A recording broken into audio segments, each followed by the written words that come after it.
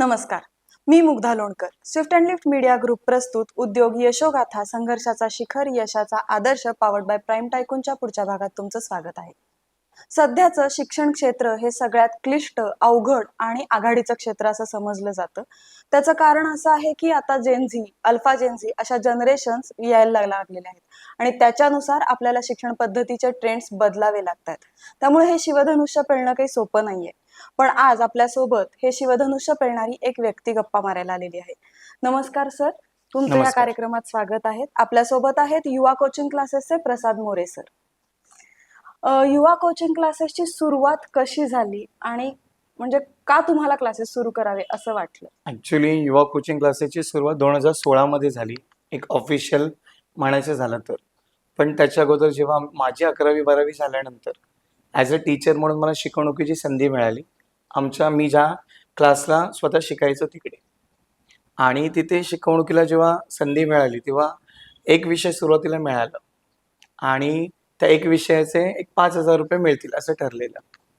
पण काही कारणास्तव ते पैसे नाही मिळवले, म्हणजे मिळाले नाहीत मला.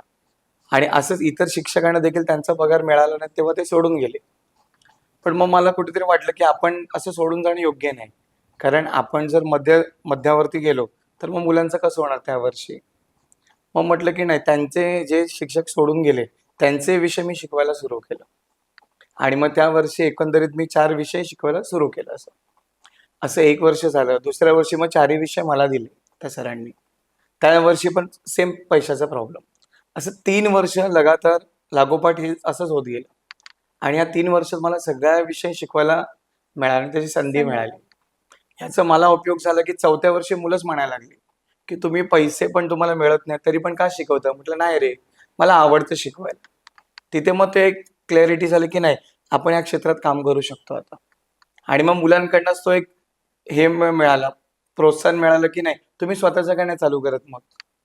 आणि मग घरामध्ये स्वतःचा क्लास एक 8x10च्या घरामध्ये सुरुवात करायला आम्ही म्हणजे सुरू केलं, क्लास सुरू करायला. ओके. अशा प्रकारे आपण युवा कोचिंग क्लासेसची सुरुवात झाली. आणि मग 2016 साली जेव्हा आम्ही क्लास बाहेर ऑफिशियली आणलं, त्याच्या अगोदर आम्ही काय केलं की 8x10च्या घरामध्ये क्लासेसची जी सुरुवात केली. त्याच्यासाठी घरामध्ये आता 8x10चं मुंबईमधलं घर म्हणजे एक झोपडपट्टीमधलं आपण म्हणू शकतो. किचन, त्याच्यामध्ये मोरी, असं. मला अजून आठवतं, माझा मित्र आणि सतीश आहे तो आणि मी, एक 70 रुपयाचा डिस्टेंबरचा पेंट आहे, त्यांनी घर पूर्ण व्यवस्थित पेंटिंग केलं. आणि घरामध्ये 7-8 जण बसतील अशीच सुविधा होती. हळूहळू विद्यार्थी 7-8चे 10-12 झाले, तर किचन मोरी मोडायला लावली आणि मग आम्ही घरामध्येच ते बेंचेस टाकून सुरुवात केली. पण मग 10-12चा हा पार्ट टाइम सगळा चालू होता. जेव्हा आम्ही फुल टाइम मध्ये आलो तेव्हा मग लोकांना कळलं की हे लोक फुल टाइम मध्ये युवा कोचिंग क्लासेस नावाने चालू केलं. त्या पहिल्याच वर्षी आम्हाला 114 विद्यार्थी मिळाले, 10 वरून डायरेक्ट 114. हा खूप म्हणजे अमेझिंग मोमेंट होता. तेव्हा खऱ्या अर्थाने युवा कोचिंग क्लासेसची सुरुवात झाली असं मला वाटतं. कोचिंग क्लासेस सुरू करण्याच्या आधी तुमचं साधारण शिक्षण किंवा शैक्षणिक बॅकग्राऊंड, फॅमिली बॅकग्राऊंड असं काय असतं? ओके. ऍक्च्युली मी पण एक बोलतो ना, मिडल क्लास फॅमिली मधूनच बिलॉंग करतो. माझं 1ली ते 4थी पर्यंत शिक्षण एक महानगरपालिकेच्या शाळेत झालेलं आहे. तिथून 5वी ते 10वी माटुंगामधील लायन्स पाना शाळेमध्ये पूर्ण शिक्षण झालं. 11वी ते 12वी MD कॉलेज परळमधलं. आणि पुढचं जे शिक्षण आहे ग्रॅज्युएशन पर्यंत ते SIS कॉलेज सायनमधून झालेलं आहे. आता 12वी झाल्यानंतरच मोस्ट ऑफ 10 झाल्यानंतर पण आर्ट्स निवडायचं, सायन्स की कॉमर्स असं होतं. तेव्हा आमच्या वेळी असं काय स्पेसिफिक सांगणार असं कोण नाही. ज्याचं कोण नाही त्याचं कॉमर्स असं म्हटलं जातं. आम्ही कॉमर्स घेतलं. पण 10वी नंतर जेव्हा टक्के चांगले पडले तेव्हा नंतर म्हटलं की बाबा कॉमर्स घेतोय, तर कॉमर्समध्ये पुढे काय करणार. ते विलेकरचे सर आहेत जिथे आम्ही 11वी-12वीला, त्यांनी सांगितलं की CA करा असं. आणि मग CA करण्यासाठी मग आम्ही ठरवलं की बाबा चला CAचं पुढचं शिक्षण हे करूया. ॲट प्रेझेंट BCom झाल्यानंतर CAची एंट्रन्स एक्झाम आम्ही दिली. पण तोपर्यंत साईड बाय साईड जेव्हा क्लासेस होतं ते खूप मोठं होत चाललेलं. 100-150 विद्यार्थ्यांना आम्ही शिकवायला सुरू केलेलं. तेव्हा खूप क्रेज होते की CA व्हायचं, एक फॅड होता. कारण कसं असतं, इंजिनियरचा एक मध्ये ट्रेंड आलेला की सगळे इंजिनियर, तसं मग CA व्हावं असं. आता CAच्या एका सहीचे तेव्हा 5,000 रुपये मिळायचे क्लायंट कडून. तेव्हा CA खूप भारी, म्हणजे का एका सहीचे त्याला 5,000 मिळतात. पण नंतर मग कळलं सीए ला एका सहीचे 5,000 मिळतात, तो एवढा श्रीमंत. त्याला 5,000 देणारा एका सहीसाठी तो किती श्रीमंत असेल. हम्म. आणि तो होता उद्योजक. तेव्हा डिसाईड केलं आपण उद्योगाकडे पूर्ण लक्ष देऊया आणि आपण या क्षेत्राकडे फुल टाइम काम करायला सुरू केलं असं. आता काही वर्षांपूर्वीचा काळ म्हणजे नोकरी, फोकस ह्या नोकरी होता की तुम्ही कुठलंही जरी सेक्टर निवडलं म्हणजे जर बीएड वगैरे केलं की टीचिंगच्या फील्डकडे वळायचं, पण नोकरी करायची, स्वतःचा बिझनेस सुरू करण्याचं हे त्यावेळेची क्रेज नव्हती. आता गेल्या 5-6 वर्षामध्ये त्याचं हे जास्ती येतंय. हम्म. तर मग घरच्यांनी तुम्हाला कसा सपोर्ट केला जेव्हा तुम्ही ठरवलं की नाही मला नोकरी नाही करायची आणि मला स्वतःचा बिझनेस करायचा आहे, तर या ह्याच्यामध्ये घरच्यांनी कसा सपोर्ट केला, कारण तो सपोर्ट पण आपल्याला महत्वाचा असतो. ऍक्च्युली आम्ही म्हटलं तरी माझं म्हणायचं झालं तर आम्ही आमच्या पहिल्या पिढीचे उद्योजक आहोत. हा. कारण घरात अजिबात उद्योजकाचं काय बॅकग्राऊंड नाहीये. 10वी नंतर जेव्हा 10वी सुरू म्हणजे 10वीची परीक्षा संपली, मला अजून आठवतं की 23 तारखेला समथिंग एक मार्च महिन्यामध्ये संपली. 1-2 दिवसच घरी होतो आम्ही. मग नंतर लगेच दुसऱ्या 2 दिवसांनी पेपर लाईन, कारण घरात कंटाळा यायला लागला, काहीतरी करायचं होतं. मम्मी पप्पांनी खूप आता केलं, आता स्वतः कमवून स्वतःचं शिक्षणाचं घ्यायचं. त्या अगोदरपासून बॅकअप माइंडला चालू होतं. मग पेपर लाईन टाकायला सुरू केलं. नंतर मग पेपर लाईन करता करता 22 गाड्या, 18 बाईक ते धुवायला सुरू केलं. हा सगळा स्वतःचा होता. म्हणजे पेपर लाईन टाकायची, त्याचे नोकरी टाईप 500 रुपये मिळायचे, पण गाड्या धुवायच्या स्वतःचा व्यवसाय टाईप झालं. आणि मग 2011-12ला 9ची 10वी आहे. ह्या 2009च्या 2009 आणि 10 मध्ये जर पाहायला गेलं ना, तर जेव्हा गाडी धुणं, पेपर लाईन टाकणं आणि दिवसभर एका ठिकाणी जॉब करणं, किराणा मालाच्या दुकानामध्ये जनता स्टोअर म्हणून आहे, त्या जनता स्टोअरमध्ये काम करत तिथे 6,000 मिळायचे आम्हाला. आणि हे 6,000 सकाळी 9 ते रात्री 9 पर्यंत मिळायचे, एवढं 12 तास काम केल्यावर. आणि सकाळी 6 ते आम्ही 8 वाजेपर्यंत जे काम करायचो ना, तेव्हा आम्ही ऑलमोस्ट 8 ते 10,000 कमवायचो. तेव्हा कळलं की इकडे 12 तास काम केलं तर फिक्स पगार आहे. आणि आपण स्वतःचे जे काय करतोय, कधी कधी गाड्या 22चे 20-25 व्हायच्या, कधी कधी 30 पण मिळायचे. संडे असेल तर आणखी गाड्यांचं एक्स्ट्रा पैसे मिळायचे. तेव्हाच मी आणि माझा मित्र जो सतीश आहे, त्यांनी ही जी सुरुवात केली, तेव्हा हे कळलं की नाही आपल्याला काहीतरी स्वतःचं करायचंय. आणि मग तिथून मग सुरुवात झाली. पण तेव्हा ती हिंट नव्हती मिळत की नक्की काय करायचंय. मग 12वी नंतर मग कोणीतरी सांगितलं इतकं चांगलं टक्के पडतं, मग गाडी बिडी काय धुतो, सीए कर.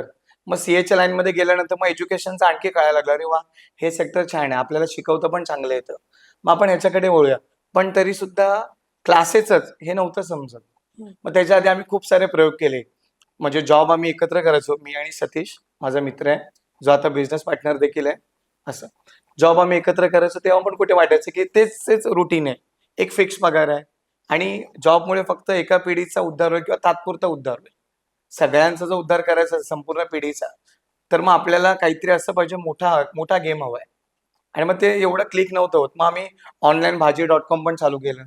भाजी जेव्हा चालू केला घरी हसायला लागले. बीकॉम झालेला, चांगली नोकरी असलेला व्यक्ती 8 वाजता भाजी बिजी विकतो, म्हणजे नाही शिकलेले ते काय करणार.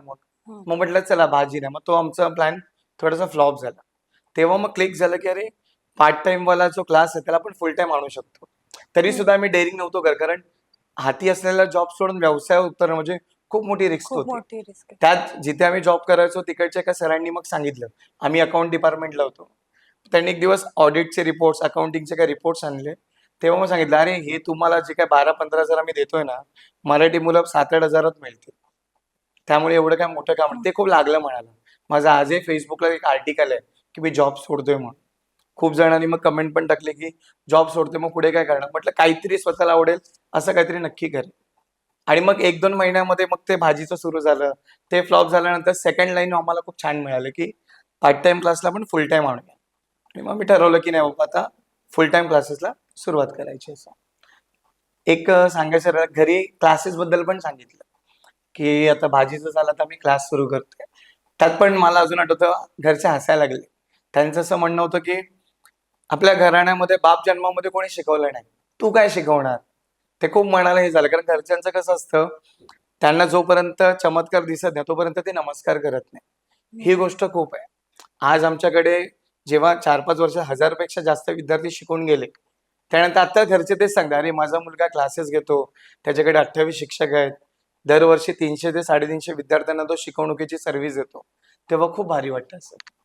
त्याच्यामुळे हम्म. ते आता खूप छान आहेत, त्यांना खूप आवडतं ते सगळं आता. बरोबर, कारण त्यावेळेच असं होतं ना की एक ठराविक रक्कम महिन्याच्या शेवटी आणून दिली हा. की घराचं गणित बसायचं, त्याच्यामुळे येस. तेच हे होतं. कोचिंग क्लास सुरू करत असताना तुम्हाला कोणकोणत्या अडचणी आल्या? कारण प्रत्येक गोष्ट सोपी नव्हती आणि त्यावेळेला कोचिंग क्लासचा अजून आत्ता इतकं हे पण नव्हता, ट्रेंड पण नव्हता. तर सुरू करताना कोणकोणत्या अडचणी? ऍक्च्युली कसं असतं, मराठी उद्योजकाला उद्योगात उतरायचंय तर पहिली तर मानसिकता लागते. ती मानसिकता घरातून मिळत नाही, ते पोषक वातावरण घरातून मिळत नाही. कारण तुम्हाला म्हटलं ना, व्यवसायासाठी पैसे पाहिजेत, तर 10 कारण येतील की का नाही मिळणार. तुम्ही तेच सांगितलं, घरामध्ये लग्न समारंभ आहे, तर 10 कारणं भेटेल, कुठून कुठून पैसे आपण उभे करू शकतो. उभे करू शकतो. आणि आमच्या बाबतीत पण ते पहिले तर उद्योगासाठी मी मगाशी सांगितल्याप्रमाणे लोक तयार नव्हते आधी घरची. मग मी, माझा मित्र सतीश, जेव्हा आम्ही जॉब सोडला तर लास्ट मंथची सॅलरी होती आमची, ती गेली. काही विद्यार्थ्यांकडे ऍडव्हान्स फी घेतली. सुदैवाने मित्र खूप छान मिळाले. 7 ते 8 मित्रांनी 2-2 हजार रुपये आम्हाला दिले. असं 35-40 हजारचं फंड घेतलं आणि उद्योगाला मी सुरुवात केली. मला अजून आठवतं की पहिला जो क्लास आम्ही गाळा घेऊन प्रॉपर शॉप घेऊन घेतला, त्या मोडकळीस आलेलं एक दुकान होतं जे 4-5 वर्ष पडलेलं. इव्हन त्याचं सिलिंग सुद्धा पडलेलं. मेस्त्रीला म्हणाले सिलिंग बनवायचं किती? त्यांनी सांगितलं सिलिंगसाठीच 20,000 रुपये लागतील. आणि आमच्याकडे तुटपुंज कॅपिटल होतं 40,000चा. आणखी एका दोघांकडनं 20-20 हजार रुपये मिळाले आणि 1,30,000 रुपयामध्ये आम्ही तो पहिला सेटअप चालू केला. आता पहिल्या सेटअपला जेव्हा 114 विद्यार्थी मिळाले, खूप आनंद झाला. अरे आता सगळं छान चाललंय, घरचे पण खुश झाले, सगळं मस्त. आणि बरोबर 7 महिन्यानंतर ती जी जागा होती ती सीपीडब्ल्यूडीच्या अंडरमध्ये रिडेव्हलपमेंटला जाणार आणि ती तोडावी लागली. माझ्या आणि सतीच्या समोर उभं केलेलं सगळं सेटअप मी पडताना पाहिलेलं आहे. आणि सेटअप मध्ये पण काय मोठा खर्च नव्हता, पण 1,30,000 तेव्हा आमच्यासाठी खूप जास्त खूप होते. जास्त होते. आम्हाला अजून आठवतं की सगळे कपाट, सगळे टेबल्स आम्ही काय केलं, सेकंड हँड कुठून OLX मध्ये शोधायचं, आपल्या साईड मधून कुठे, सगळ्यात जुगाडच होता. कारण सुरुवातीला सांगणारं कोण नव्हतं की कुठे काय मिळतं, कुठे मार्केट आहे. पण इच्छा होती की काहीतरी स्वतःचं करायचं. आता जेव्हा 7 महिन्यांनी ते सेटअप पडताना पाहिलं ना, तर मला अजून आठवतं की सगळे बेंचेस आम्ही बाहेर आणून ठेवलेत आणि ते डिमॉलिश होताना पाहिले. मग दुसऱ्या दिवशी आता काय पोरं विचारते, दादा क्लासचं काय करायचं? मग म्हटलं आता कुठे करता येईल? एक जागा दिसली शिवसेना शाखेची, म्हणजे शाखा प्रमुख गजानन पाटील आहेत, त्यांनी खूप कॉपरेट केलं. मग त्यांनी शिवसेना शाखेमध्ये जागा दिली, तिथे सेटअप चालू केलं. मग 114 विद्यार्थ्यावरून त्या सेटअपमध्ये आम्हाला 184 विद्यार्थी मिळाले. तिथे 1 वर्ष छान झालं. दुसऱ्या वर्षी त्या शाखेला सुद्धा नोटीस आली की हे सुद्धा आता पडणार आहे म्हणून, पडणार आहे. आणि तुम्हाला 6 महिन्यात खाली करायचं. तो खूप म्हणजे वाईट अनुभव होता की मला आणि सतीशला दोघांना मी ठरलं की आता काय जॉब करायचं की काय. मग तू काय करणार, तू कुठे जॉब करणार? मग माझं आणि त्याचं नेहमी एक बोलणं होतं, तू जर सोबत असशील ना, पुन्हा काहीतरी आपण नवीन उद्योग चालू करू, काय टेन्शन नको घेऊ. तू असणार की नाही तो सांग. त्याने सांगितलं आपण नेहमी सोबत असणार. आता तो माझा चाइल्डहुड फ्रेंड आहे, बालपणीचा मित्र. आणि मग शेवटी आम्ही तीही जागा खाली केली. आता मुंबईमध्ये छान असं किंग सर्कल स्टेशनच्या समोर एक 4 क्लासरूम एकत्र बसतील असं आम्ही सेटअप एक चालू केला. तो 2019ला मी घेतला. ऍट प्रेझेंट 100 विद्यार्थी बसेल, सगळे क्लासरूम AC आहेत, मस्त सगळं. ते घेतलं आणि सगळ्यात मोठं संकट आलं, जे अख्ख्या जगावरही देखील आलं, ते कोविड. म्हणजे कोरोनाचं. त्या पूर्ण ह्याच्यामध्ये सेटअपमध्ये एवढा खर्च केला, तो खर्च आम्ही एका वर्षामध्ये नील होत आलो. आता आम्ही कमवणार आणि नवीन एक कोविड. संकट तयार होतं, ते म्हणजे माझा कोविड. माझा पुढचा प्रश्न हाच होता की सगळ्यात जास्त अफेक्ट शिक्षण क्षेत्र झालं, हो. कारण सगळं बंद झालं आणि सुरुवातीचे काही दिवस तर ऑनलाईन शिक्षण पण नव्हतं, ते काही दिवसांनी आलं. मग त्यावेळेला ते क्लासेसचं तुम्ही कसं टिकवून ठेवलं? ऍक्च्युली जेव्हा येणार होतं कोविड, ते माहीतच नाही की ते इतक्या काळासाठी येणार. काळासाठी? असं वाटलं की अरे, मोदीजींनी पण सांगितलं 15 दिवस बंद असेल. मग ते थाळी वाजवा कार्यक्रम झाले. म्हटलं आता होईल चालू. महिना गेला, 1 महिना 2 महिन्याचा रिझर्व प्रत्येक उद्योजकाकडे असतो. त्या रिझर्ववरती आम्ही तो रेंट दिला, स्टाफच्या सॅलऱ्या काढल्या. तिसऱ्या महिन्यामध्ये अफेक्टेड व्हायला लागलं, पैसेच नाही. आणि मग म्हटलं की आता आमचं सगळे ऑफलाईनच आहे, त्याच्यामुळे ऑनलाईनचा काय गंध पण नव्हता. सगळ्या क्लासेसने तोपर्यंत ना झूम ऍप डाउनलोड केलेलं, डाउनलोड केलं. आम्हाला ते पण नव्हते माहित. धर्मराज सर त्यांनी सतीश याला सांगितलं की आता झूम ऍपवर यावं लागेल तुम्हाला, ऑफलाईन वरून तुम्हाला ऑनलाईन येणं गरजेचं आहे, काळाची गरज आहे. तरी सुद्धा आम्ही सिरियसली नव्हतोच. म्हटलं आमचे स्टुडंट, आता आम्हाला का वाटत होतं, कारण आमच्याकडे आता 12वीची बॅच आहे ना, ती 5वी पासून आहे. 7 वर्षापासून स्टुडंट कंटिन्युअसली आमच्याकडे. म्हटलं ती कुठे सोडून जाणार. पण हा जसा काळ वाढायला लागला, लॉकडाऊनचा टायमिंग, म्हटलं आता येणं गरजेचं आहे. तर सतीशचं टेक्निकल खूप छान आहे. त्याने खूप ते मनावर घेतलं आणि मग म्हटलं की नाही, आपण ऑनलाईन क्लास सुरू करूया. आता तो ऑनलाईनला तेवढा रिस्पॉन्ड नव्हता जेवढा ऑफलाईनला असतो. ऑफलाईनला असतो. मग त्याच्यात तेवढं भागत नव्हतं. मग आता काय करता येईल? तर आमच्याकडे ट्रायल एरर खूप होतं. जेव्हा 10वी नंतर आम्ही हे चालू केलेलं, कुठलं पेपर लाईन चालू केलेली किंवा गाड्या धुतलेल्या. नंतर मग हे पण जनता स्टोअरमध्ये किराणा मालाच्या दुकानात काम केलं. संध्याकाळी सुटल्यानंतर आम्ही डबे टाकायचो टिफिनमध्ये. मग ते टिफिन लाईनचे डबे टाकायचो ना, तेव्हा एक आयडिया होती, की टिफिन कसे बनवतात, त्यात जेवण कुठलं लागतं, कुठला टिफिन कसा ओळखायचा, व्हेज नॉनव्हेज कसं द्यायचं. तो 2011चा अनुभव आम्हाला यावेळी कामाला आला. कारण लॉकडाऊन नंतर सगळे व्यवसाय बंद होते. तेव्हा जे व्यवसाय चालू होते तिकडचा स्टाफ घरी नव्हता जायचा. मग डब्याची रिक्वायरमेंट खूप यायची आणि लकीली माझ्या सासूबाई खूप छान जेवण बनवतात. आणि मग सतीशने ते आयडिया सुचवली, की आपण टिफिन सर्व्हिस चालू करूया. मग आम्ही हेल्दी होममेड नावाने टिफिन सर्व्हिस चालू केली. त्याचं प्रोडक्शन म्हणजे उत्पादनाचं जेवण बनवायचं काम सासूबाई करायचं. डिलिव्हरीचं काम मी बघायचो. माझ्या कधी मला बिझी असेल तर मग सतीश. असं सतीश थोडा क्लासकडे लक्ष द्यायला लागला, मी हेल्दी होममेडकडे. आणि मला तेव्हा म्हणजे मला अजून आठवतं, जिथे इतकं छान तुम्ही बेंच सगळा क्लासरूम बनवलाय, जिथे विद्यार्थी बसायला हवेत, तिथे आम्ही टिफिन्स ठेवायचो. रोज सकाळी 20 टिफिन धुवायचो, जे डिलिव्हरी करून आलेत. संध्याकाळी 20 असं दिवसाला 40 टिफिन, कधी-कधी 50-60 पण व्हायचं. त्या 1 वर्षामध्ये मला अजून आठवतं आमच्याकडे रेकॉर्ड्स पण आहेत. 8,000 टिफिन आम्ही विकले आणि ऑलमोस्ट 8 ते 9 लाखाचा बिझनेस केला. त्या बिझनेसमुळे काय झालं, आमचा क्लास वाचला सर्व्हायव्हल स्टेजला. तुम्ही नोटीस केलं असेल, लॉकडाऊन नंतरच्या काळामध्ये जवळपास 30 ते 40% क्लास इंडस्ट्री बंद पडली. हो. कारण सगळे रेंटल क्लासेसला सेटअप मोठा लागतो आणि हा सेटअप इझिली तुम्ही काढून नाही घेऊ शकत आणि परत तसा सेटअप मिळणं खूप मुश्किल आहे. तर बरोबर. मला असं वाटतं, की आम्ही फॉर द टाईमसाठी जो सर्व्हायव्हल बिझनेस केला, त्याच्यामुळे आमचा क्लास वाचण्यास Survive मदत झाली. झाला. सर्व्हायव्हल झाला. म्हणजे पॅरलल बिझनेसेस. पॅरलल बिझनेस आहे. तुम्हाला मूव्ह ऑन होता आलं पाहिजे, ट्राय टू समथिंग न्यू केलं पाहिजे. त्यावेळी ती गरज होती. म्हणून आम्हाला वाटलं, की आम्ही ते करावं असं. बरोबर. तुमच्या कोचिंग क्लासेसमध्ये कोणकोणत्या क्लासेसना शिकवलं जातं आणि कोणकोणते विषय शिकवले जातात? येस. आम्ही 5वी ते 10वी मराठी, इंग्रजी आणि सेमी इंग्रजी माध्यमाला शिकवतो आणि 11वी ते 15वी कॉमर्स सेक्शनला शिकवतो. आता हे झाले आमचं वर्ग. आता जर इतर सर्व्हिस म्हटलं तर आम्ही ग्रुप ट्युशनही घेतो, जिथे 5 ते 7 विद्यार्थी असतात. बॅच ट्युशनही घेतो, की ज्याच्यामध्ये 15 ते 20 विद्यार्थ्यांची एक बॅच असते. त्याच्यानंतर मग आम्ही पर्सनल ट्युशनही घेतो, की जिथे आम्ही 1 to 1 शिकवलं जातं. याच्यानंतर सगळ्यात अमेझिंग सर्व्हिस आहे ती म्हणजे जे 9th स्टँडर्ड फेल झालेत, त्यांचं मग पुढचं 10th इयर मग खराब होतं. कारण हं. पुन्हा 9thला बसवावं लागतं. बसावं लागतं. मग अशा स्पेशल केसेसमध्ये आम्हाला खूप काम करायला मजा येते. कारण हे चॅलेंजिंग काम असतं. मग 9thला एखादा फेल झालेला मुलगा आहे, त्याला आता 10th इयर परत बसायचं, त्याला बाहेरून बसवावं लागतं. हो. अशा नाही म्हटलं तरी दरवर्षी 7-8 केसेस आम्ही हँडल करतो, की जो विद्यार्थी 9th फेल झाला पण 10thला 57% मिळाले. ही आमची खूप अचिव्हमेंट असं मला वाटतं. 1-2 तर विद्यार्थी ह्या इयरला आहेत, ज्यांना शाळेचं नाव सुद्धा लिहिता येत नव्हतं शाळेचं नाव. टीचर्स पण म्हणाल्या, "तुम्ही यांचं बाहेरून फॉर्म भरता, ह्यांचं गॉन केस आहे, यांना कसं जमणार?" आणि ही गॉट 40%. तो स्वतः पण खुश झाला. त्याचे आई-बाबा पण आलेले. आम्हाला अजून आठवतं सगळेजण पेढे घेऊन आले. ते पेढ्यासोबत ₹500 देऊन गेले. "हे सर तुमच्यासाठी, तुम्ही काहीतरी खाऊ का?" थोडे एजेड होते पालक. आम्ही म्हटलं, "का हो?" तो 9th फेल झालाय, असं कसं होणार? तुमच्याकडे आला आणि तो 10th पास झाला. ही एक Achievement दाद आहे. दिले खूप भारी वाटतं आम्हाला असं. हं. सो ह्या सगळ्या गोष्टी आम्ही करतो. ह्याच्या व्यतिरिक्त स्कूल सेक्शन व्यतिरिक्त कॉम्पिटिटिव्ह जे कोर्सेस आहेत, त्याच्यामध्ये सुद्धा आम्ही आता जातोय. काळाची जी गरज आहे ती म्हणजे इंग्लिश स्पीकिंग आहे. त्यानंतर स्टॉक मार्केट आहे, ज्याला आपण ट्रेडिंग म्हणतो. डिजिटल मार्केटिंग ह्या देखील सर्व्हिसेस आपण क्लासेसमध्ये देतो. असं. आता कसं असतं परत आता जे सेटल्ड कोचिंग क्लासेस जे आहेत त्यांच्या बऱ्याचशा क्लासेसच्या एंट्रन्स एक्झाम असतात की तुम्ही त्यांची ती एंट्रन्स क्लिअर करा तर तुम्हाला त्या क्लासमध्ये ऍडमिशन मिळते. त्यामुळे हुशार विद्यार्थ्यांनाच बऱ्याच ठिकाणी नॉलेज मिळतं, पण जे काही विषयांमध्ये मागे आहेत किंवा त्यांना ज्या पुशअप गरजेचा आहे तो मिळत नाही. मग तुमच्या क्लासची ऍडमिशन प्रोसेस किंवा हे कसं आहे?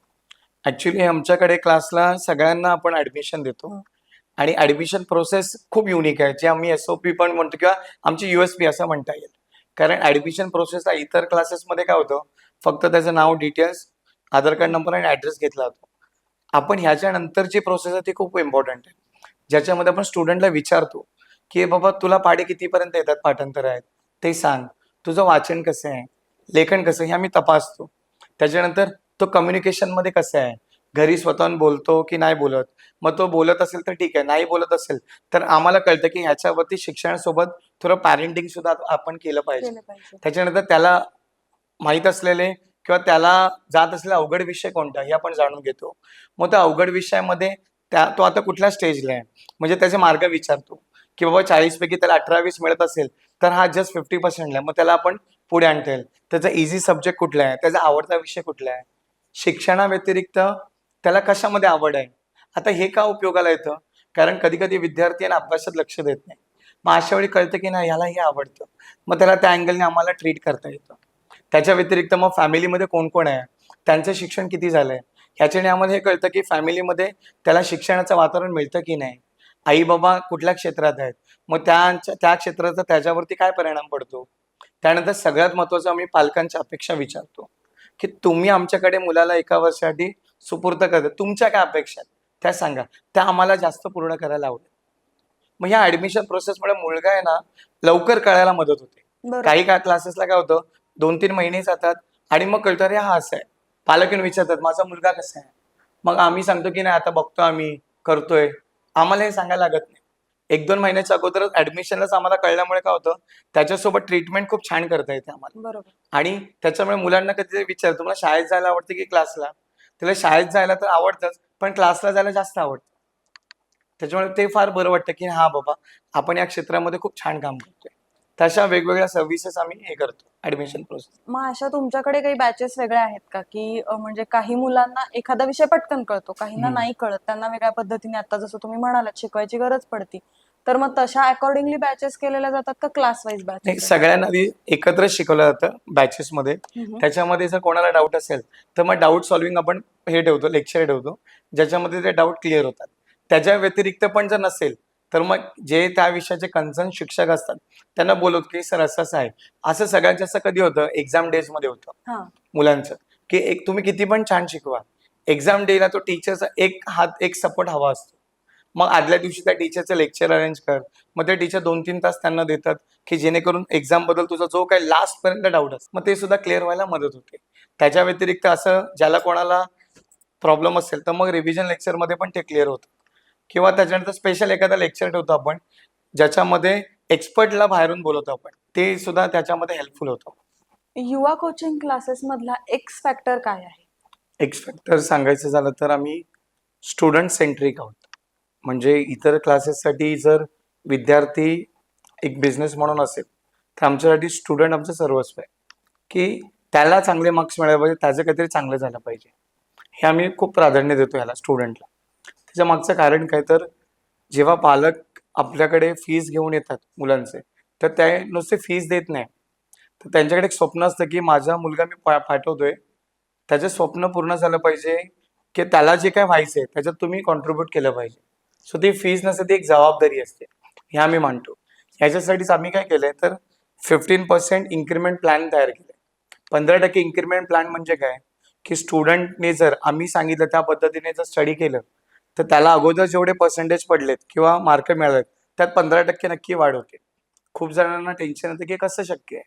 तर ह्या शक्यतासाठी आम्ही काहीतरी सिस्टम बनवली, एक प्रोसेस बनवली, की स्टुडंटला जेव्हा एक 1.5 ते 2 तासाची शिकवणुकी मिळाली, त्या शिकवणुकीनंतर आम्ही काय करतो, की अर्धा 1 तासाची टेस्ट ठेवतो. तो टेस्ट पेपर दिल्यानंतर पाठांतर करून घेण्यासाठी आपल्याकडे 3 ते 4 जणांची एक टीम आहे. ह्या सगळ्या गोष्टी आपण करतो. आणि सगळ्यात महत्त्वाचं म्हणजे काय, जे 10वी आणि 12वीच्या ज्या बॅचेस आहेत, ज्या बोर्डाला सामोरे जाणार आहेत, त्यांच्यासाठी आम्ही जे ठेवतो ते प्रिलिम एक्झाम. इतर ठिकाणी काय होतं, 3 ते 4 प्रिलिम एक्झाम घेतो. आम्ही नाही म्हटलं तरी कमीत कमी 15 प्रिलिम पेपर्स घेतो. आता एका विषयाचे 15 प्रिलिम्स घेतल्यानंतर किंवा एका इयत्तेचे, मग एका विषयाचे 15 पेपर्स होत जातात. आता एका विषयाचे 15 पेपर झाल्यानंतर प्रत्येक विषयाचे जवळपास 15 पेपर झाले, तर मुलाचं ओव्हरऑल सगळा स्टडी कंप्लीट झालेला असतो. अल्टिमेट काय, तुम्ही किती छान शिकवा, किती पाठांतर करा, तुमचे मार्क्स कशाने काउंट होणार आहे, तुमचं लेखी पेपर बघून. सो जोपर्यंत तो पेपरमध्ये त्याला लिहिता येत नाही, तोपर्यंत त्या गोष्टी एकदम क्लिअर नाही होत. आणि आपल्या 15 प्रिलिममुळे काय होतं, ज्याला खरंच काही येत नाही ना, तो सुद्धा पासिंगला येतो. ज्याला चांगले टक्के पडलेत, त्याला आणखी चांगले टक्के पडण्याला मदत होते. सो आम्ही खूप कमिटेड आहोत, की आपल्या मुलांना 15% मार्क जास्तच मिळाले पाहिजे. आणि ऑलमोस्ट सगळ्यांना बऱ्यापैकी मिळालेले आहेत. सो हा आमचा एक्स फॅक्टर आहे असं मी समजतो. कोविडच्या आधीची शिक्षण पद्धती हम्म. आणि नंतरची ह्याच्यात बराच फरक पडलेला हा आहे. जमीन आसमानचा फरक आहे. म्हणजे ते काहीच सेम राहिलेलं नाही, कारण कोविडच्या ह्याच्यात जे ऑनलाईन शिक्षण जे झालं शाळांच्यात असेल किंवा क्लासेसमध्ये असेल, त्यांनी मुलं खूप लॅग बिहाइंड आहेत. त्यांना जेवढं त्या एजला एक्सपेक्टेड आहे तेवढं ते पोहोचलेले नाहीयेत. मग त्याच्याशी कसं डील करता तुम्ही? हा सगळ्यात मोठा आलेला चॅलेंज आहे कोविड नंतर क्लास इंडस्ट्रीला. एक तर क्लास इंडस्ट्रीचा कणाच तुटलेला फायनान्समुळे, पण सगळ्यात जास्त चॅलेंजिंग आलं ते स्टुडंटला सामोरं जाणं. कारण जी लोक 5वीला होती आणि तेव्हा कोविड आलं, कोविड नंतर ती लोक डायरेक्ट 8वीला आली. 8वीला आल्यानंतर आम्हाला सगळ्यात जास्त टेन्शन आलं ते म्हणजे त्यांच्या बेसिक गोष्टीच नव्हत्या त्यांच्यामध्ये. कारण शिक्षण ही कंटिन्यू प्रोसेस आहे. माणूस नेहमी शेवटपर्यंत स्टुडंट असला पाहिजे, विद्यार्थी असला पाहिजे. त्यांनी सतत शिकत राहिलं पाहिजे. इथे विद्यार्थीच 3 वर्ष शिकला नाही. त्याच्यामुळे तुम्हाला कल्पना असेल की नक्की काय घडलं असेल. त्याला वाचता येत नव्हतं, लिहिता येत नव्हतं. काही जण तर 8वीला आल्यानंतर स्टील 5वी सारखी बिहेव करत होते. हो.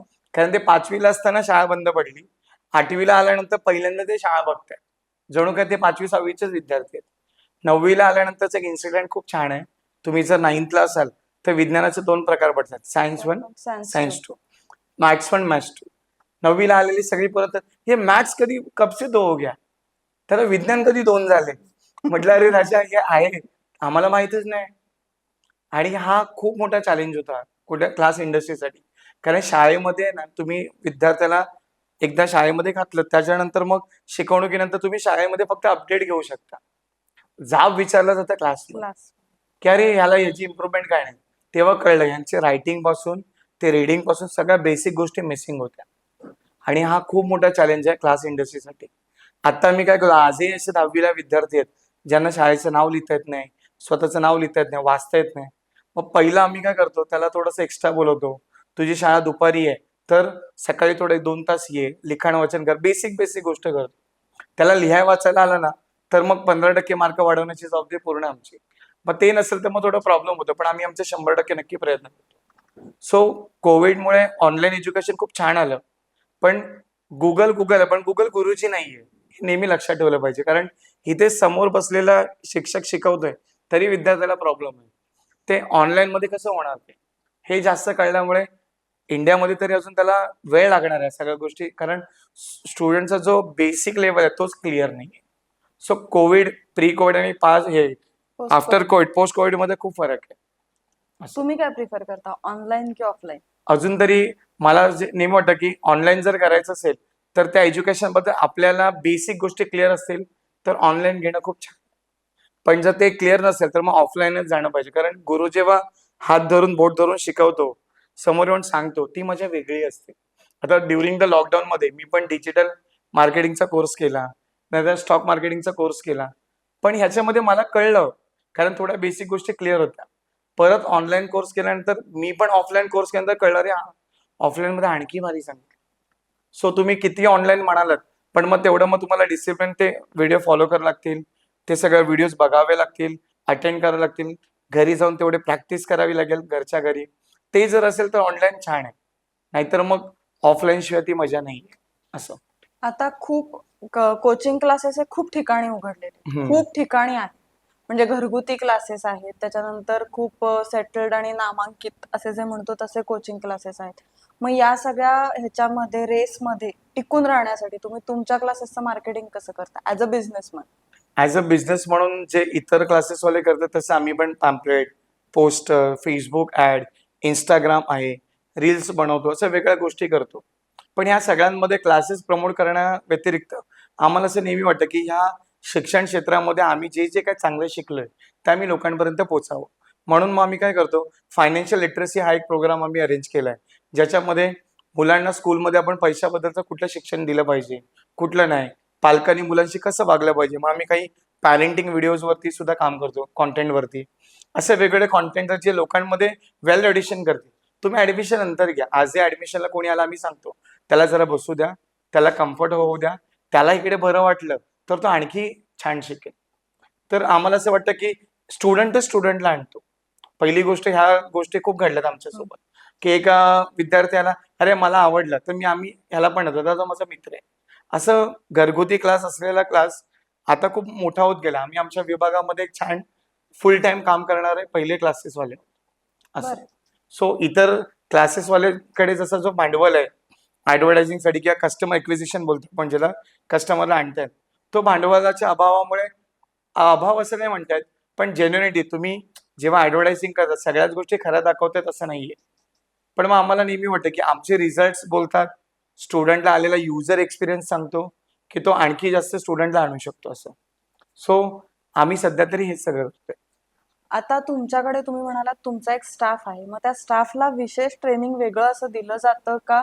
तुम्ही म्हणजे बीएड असेल किंवा जे काही टीचिंगशी रिलेटेड कोर्सेस आहेत तसेच शिक्षक घेता का तुम्ही वेगळं ट्रेनिंग प्रोव्हाइड नाही, करता? टीचिंगच्या रिलेटेड गोष्ट कशी असते, ज्यांना स्कूलमध्ये चान्स नाही ना मिळालेलं शिकवायला, तेच क्लास ओनर आहेत. तुम्ही कधी पण नोटीस करा. आणि माझं एक नेहमी स्लोगन आहे, a good teacher cannot be a class owner is a good teacher.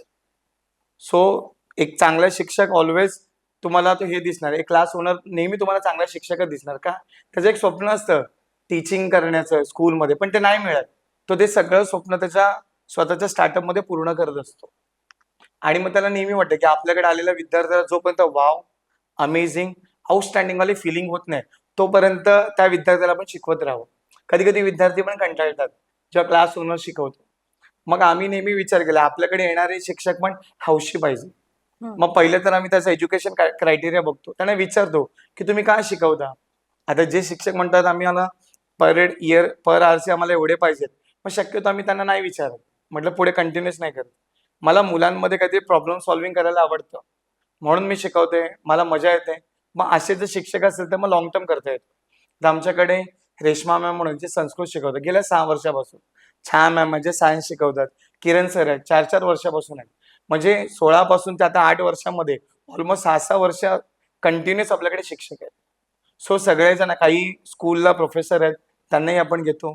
तुम्ही मगाशी विचारलं की मुलांकडून करून घेण्यासाठी जो नॉन टीचिंग स्टाफ आहे तो कसा, त्याच्यासाठी आम्ही ट्रेनिंगचे प्रोग्राम करतो की आम्हाला वर्गात कसं हवंय, आम्हाला पाठांतर कसं करून घ्यायचंय, ह्या सगळ्या गोष्टी ट्रेनिंग त्यांना दिली जाते, जेणेकरून विद्यार्थ्याचं पाठांतर करून घेण्यासाठी.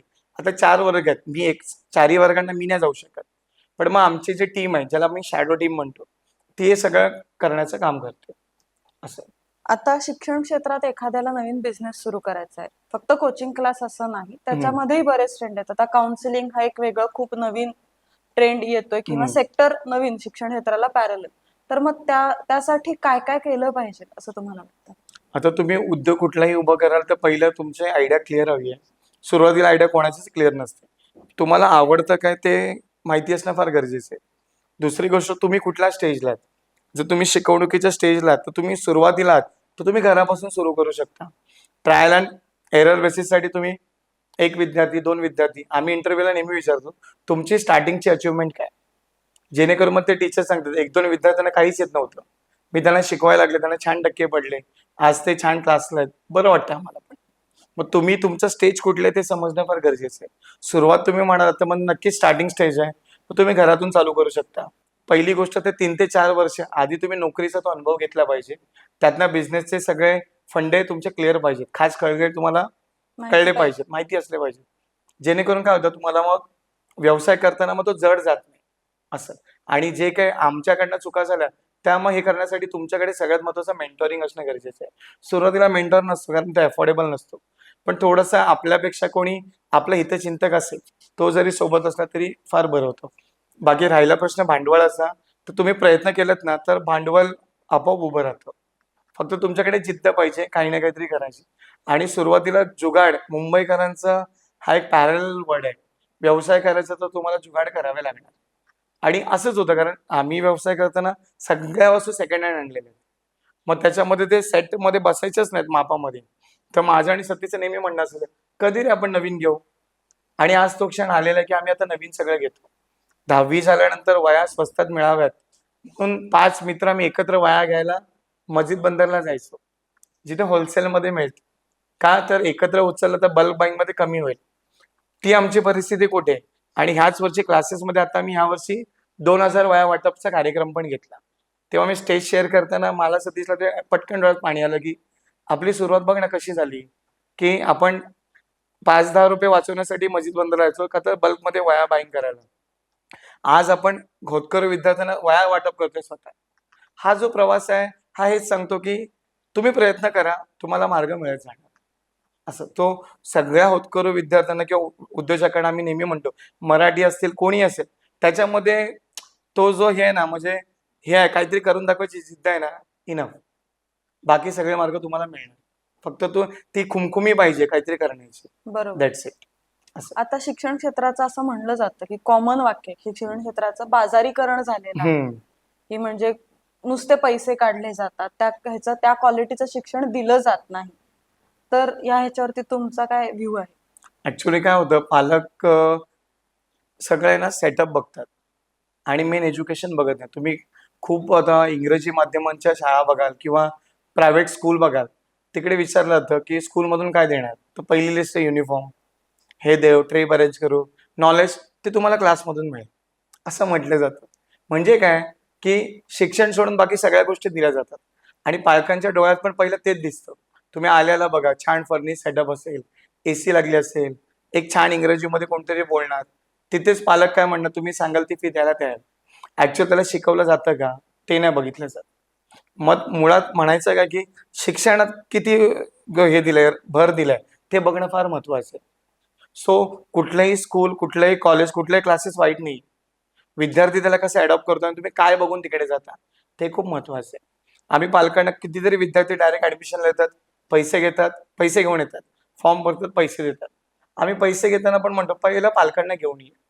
ते म्हणतात का बरं, म्हटलं नाही, तुमचा मुलगा कोणाकडे जातोय, त्याचा ऍटमॉस्फिअर काय, तो कुठल्या वातावरणात शिकतोय, ती जागा कशी आहे, तिकडे कोण येतं शिकवायला, दॅट इज मस्ट इम्पॉर्टंट. आणि हे जर आलं तर मग पालक सुद्धा फ्री होतात की नाही, माझा मुलगा ज्यांच्याकडे सोपवलाय तो योग्य व्यक्ती आहे. असं तर मला असं वाटतं की बाजारीकरणाचा हा मुद्दा आहे ना, तिथं बघितलं पाहिजे की फक्त भरपूर मोठी फी म्हणजे चांगलं शिक्षण हे समीकरण नाहीये. खूप असे जे पोटतिडकीने खरंच जेन्युअनली शिकवतात तिकडे मग काय होतं, ते खूप दुर्लक्षित होतात. बरोबर. असं आहे. सो पालकांनी हा मुद्दा बघणं फार गरजेचं आहे. आता मला हे विचारायचं की पुढच्या 5 वर्षामध्ये तुम्ही तुमच्या क्लासेसला कुठे बघता? आता आम्ही शिक्षण क्षेत्रातून सुरू केले. आपण जर बघितलं असेल की इंडियन जे एज्युकेशन सिस्टम आहे ते थेअरीवरती खूप भर देतं. बरोबर. प्रॅक्टिकल नाही बघत, केस स्टडी नाही, प्रोजेक्ट वर्क नाही. आपल्याकडे प्रोजेक्ट कसं आहे, रोल नंबर 1चा जो प्रोजेक्ट आहे तो रोल नंबर 7चा सेम प्रोजेक्ट घेणार, सही करणार, डम करून ठेवणार. त्या प्रोजेक्टमध्ये तुम्ही काय शिकलात हे समजत नाही.